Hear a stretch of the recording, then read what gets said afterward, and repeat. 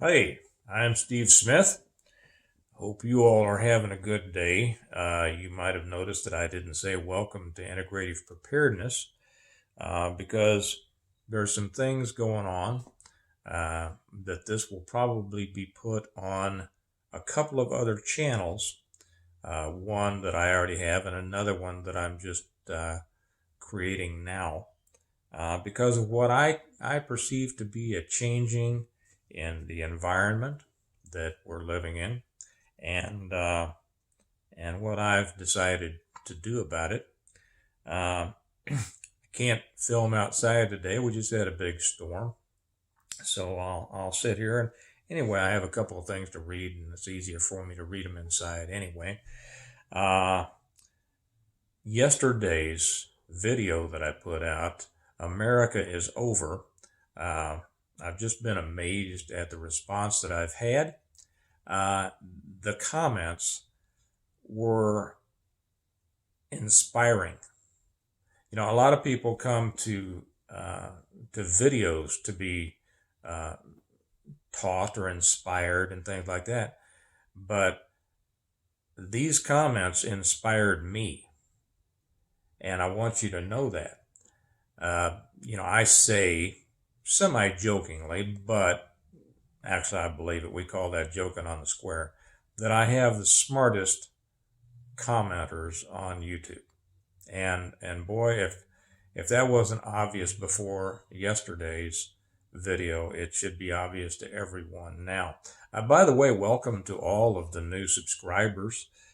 We've just had a load both here and on Patreon. If you want to follow me on Patreon, the link is always down there. I haven't had a chance to get over to answer or even read most of the Patreon comments on yesterday yet, but I'm going to after I do this, and I could just see by skimming through them that they were. I can't wait to read them. It's one of my greatest pleasures, not necessarily to make these videos, but to read the comments. They edify me. They help other people. You all really are a community that helps other people. So for you new people, I hope that you'll enjoy this. I know you'll get a lot out of it.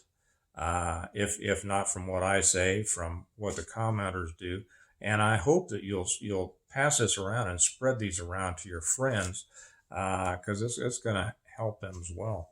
Uh, so many of the comments from yesterday kind of followed along with things that friends of mine and I have been discussing for some time now, and many others have too. It's certainly not anything that I came up with, but that is it possible that what's going on in the world now is God's judgment for a collapsed and sinful society? Uh, I know that not everyone here is a believer, and that's okay. You're welcome here. Uh, if anything that I say here helps you, then I'm glad of that. This is not a place to where we push people away, but a place where we welcome people to listen and hopefully get something out of it. But I do approach things from a biblical standpoint. I don't think that everything necessarily. I mean, if I can't find a parking place, I don't think that it's evil at work against me. But I think in the big picture, it's foolish for us not to see God's hand in those things. I've seen His hand in many things in my life. And at the end of this, I'm going to share something. Yesterday was a very interesting day for me. And at the end of this, I'll share that. So if you stick around, you'll hear. Are we in? What do we do about it? If America is over, what then? What do we do? What do we do during the process of the collapse? And then what do we do to come out the other side? The answer is very easy, or simple anyway. It's a simple answer. may not be so easy to do, but it's a simple answer. I'm going to come to that in just a minute.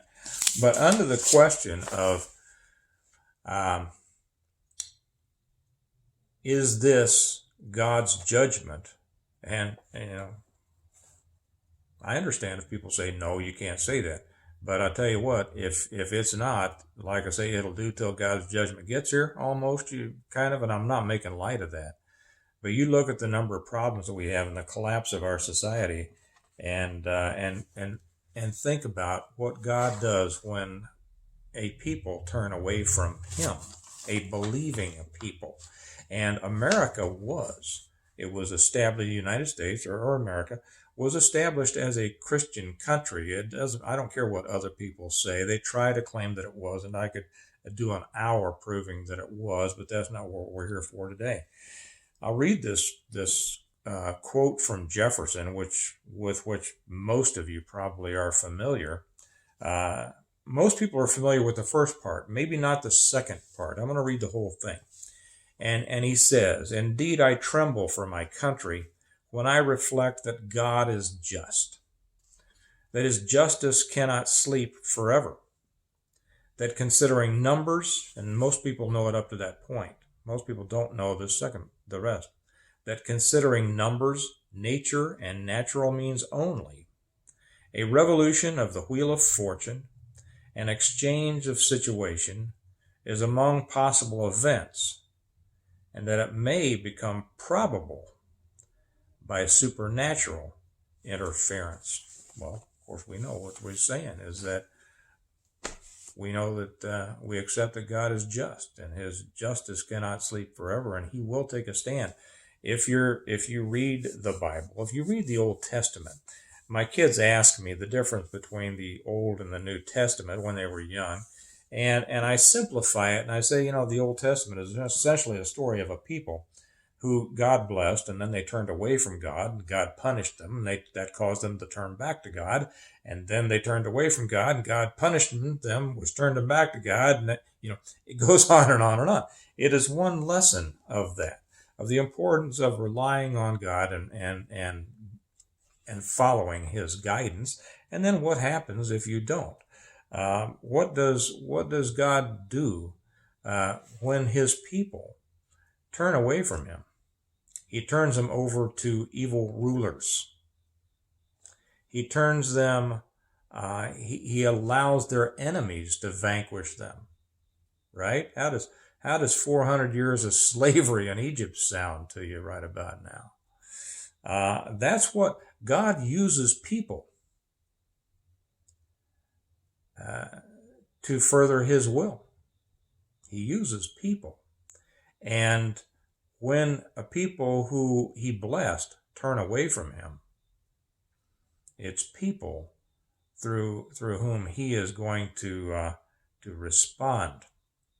Can we do that now? And how do we do that? I think that it's pretty clear to many, if not most of us, that this is a real possibility, that this is what's going on, and perhaps a probability. Okay, and I've had a lot of people ask me about this in the past. I've kind of just said, well, could be. I've kind of kept religion off of this channel. Maybe I shouldn't have, because there is no real preparation separate from what's going on in the world. And those of us who understand that God is in control, I know those people will say, who's the prince of the world? I understand that Satan is the prince of the world. But the Bible teaches us, and it's full of those circumstances, that when we turn to God, he takes care of things, and he takes care of his people. And we look at 2 Chronicles, 7th chapter, and I'll start with the 13th and verse, and this is where when you say, what can we do? This is what we do. And he's talking to Solomon. Solomon has just completed the temple. And God looked, and if you're familiar with the story, David wanted to build the temple, but was not allowed to for certain reasons. Solomon was his son. He was allowed to to do that. And so when Solomon completed the temple, according to God's directions, God didn't say, just build me a temple. He said, and here's how I want you to do it. Okay. Solomon obeyed. He did it according to how God directed him. And so Solomon got done, and God looked at the temple. He says, yeah, that's good. I will choose that for my place of worship. Then he said, at times I might shut up the heavens so that no rain falls, or I might command locusts to devour your crops, or I might send plagues among you. Now, why would he do that before we continue here? Why would he do that? Just for grins? Do you think that God just punishes people for nothing, just for his amusement? No. He does that to get their attention. He does that to get our attention. You ever notice how people turn to God during their toughest times in their lives? Well, that's why so many people find God in prison. Some people think that that's just an out, just an excuse. It's not. Many of us find God at the lowest point in our lives. As Lincoln said, something to the effect that he said, I've been driven to my knees so often in prayer because I simply had nowhere else to go. And there's another old saying that, whatever stands between you and God or you and the will of God, get ready to lose it. Well, that's something we'll get back to in a minute. But he does this. He sends these things to get people's attention. But then he says, then, if my people who are called by my name will humble themselves, get rid of their pride, get rid of their worship of the superfluous, the foolishness, the silliness that I talked about in yesterday's, and pray and seek my face and turn from their wicked ways. That's important. Turn from their wicked ways. I will hear from heaven and will forgive their sins and heal their land. The solution is right there. The problems we have here are not problems of physicality. They're problems of the spirit, of the individual spirit, of the national spirit, of what we've allowed to happen. We've turned away as a nation, as a country. I slipped there. I've made the point that I have never considered the United States as a nation. It's a country. We won't get into that right now. But as a country founded on biblical principles, you couldn't get much farther away from them as a country, not as individuals, than we have become. And readying ourselves to be able to survive what's coming, and then to come out the other side, we don't have to figure it out. You see, God told us. And every time we think that we're smarter than God and we can figure it out and we know better, well, have you ever tried that? I have. What happens? No, it doesn't work. And he shows you in however big way he needs to, right? God will knock on your wooden head until you start paying attention. The interesting thing that happened, the thing that made my day interesting yesterday, I know, it's easy for a YouTube creator just to sit here and act like, you kind of, I don't know, separate from the reality. Maybe some people look and say, well, you can spout off all this stuff and you have a great life and everything's going well for you and what do you know and everything like that. Well, I had an interesting day yesterday. I found out that a major corporation with whom I do business has just put out an edict. I think that's good. That's almost biblical in it. A directive that all of their employees, contractors, vendors, everything like this will have to get that jab by October 30th, or else they will be separated from being able to deal with that corporation. I have had a relationship with that corporation for almost 13 years. They are a major part of, shall I say, my financial package. It's going to cost me, and I'll say right now, I am not going to take it. I've said it, not going to take the jab, don't believe, I'm not going to go any farther than that. Not going to do it. Sometimes God says, do you really mean what you say? Or are you just trying to, act like you mean what you say? Well, no. This is going to cost me about $80,000 a year. Okay. Kelly also has another relationship with that. From her side, it's going to cost about $20,000 a year. So between the two of us, it's going to cost us $100,000 a year because we're not going to go along with it. Okay. There's no, I'm not whining, boo-hoo, wah, woe is me. Just not going to do it. Sometimes. Matter of fact, I just got off the phone. A good friend of mine called about some of the silliness that's going on in the world. Good man of God.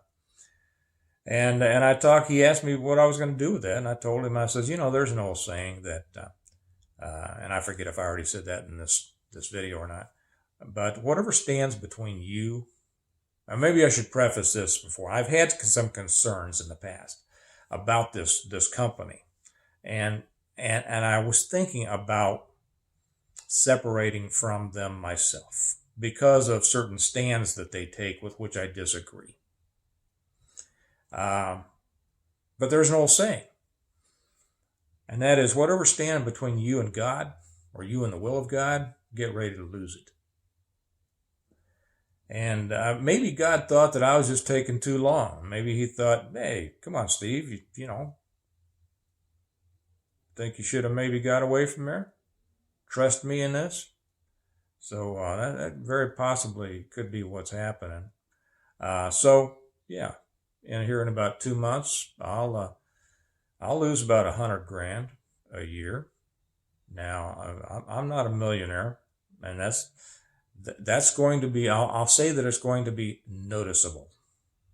Okay. But I'll tell you something else. I've lost everything a couple of times before in my life when I think things were going pretty well. And you know what? Every time I was at peace with it. Every time I saw God's direction, and every time he brought me out of that and into something far greater. So I can't wait to see what this next iteration is going to be. Now, I'm fortunate, and because God has blessed me. All of you who say on your comments, God bless you, I thank you for that, and he certainly does. And I hope he blesses you too. But this is, so I'm looking forward to this, because I know that when you follow the will of God, his blessings are more than you could ever imagine. When we do it our way, sometimes we can get some good things done, right? When we do it God's way,